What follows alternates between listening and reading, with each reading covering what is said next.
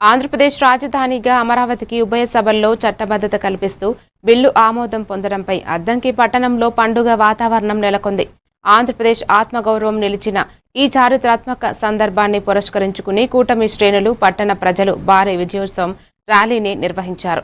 పట్టణంలోని గాంధీ బొమ్మ సెంటర్ నుండి ప్రారంభమైన ఈ ర్యాలీలో కార్యకర్తలు, నాయకులు ఉత్సాహంగా పాల్గొన్నారు.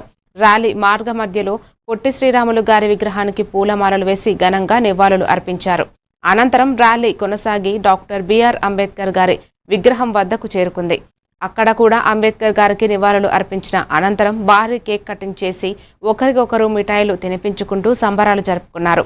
జై అమరావతి, మన అమరావతి అంటూ కార్యకర్తలు చేసిన నినాదాలతో అద్దంకి పురవీధులు మారుమోగాయి.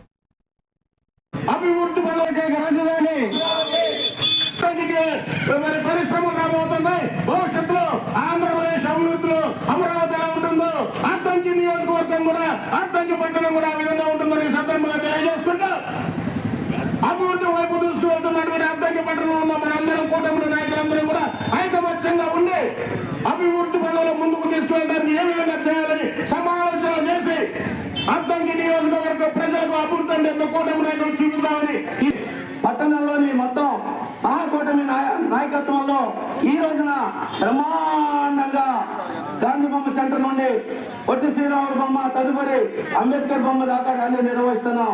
కావున ప్రజలారా అందరూ పాల్గొని అమరావతికి కట్టుబడి ఉండి అందరూ కూడా మన రాజధాని ఏదంటే అమరావతి అని ప్రతి ఒక్కరు కూడా తెలియజేయాలని తెలియజేస్తూ ఈ అవకాశం ఇచ్చిన పెద్దలందరూ ప్రజా రాజధాని, ప్రజా రాజధాని, ప్రజా రాజధాని, ఏకైక రాజధాని, ఆంధ్ర ఏకైక రాజధాని, ఆంధ్ర ఏకైక రాజధాని.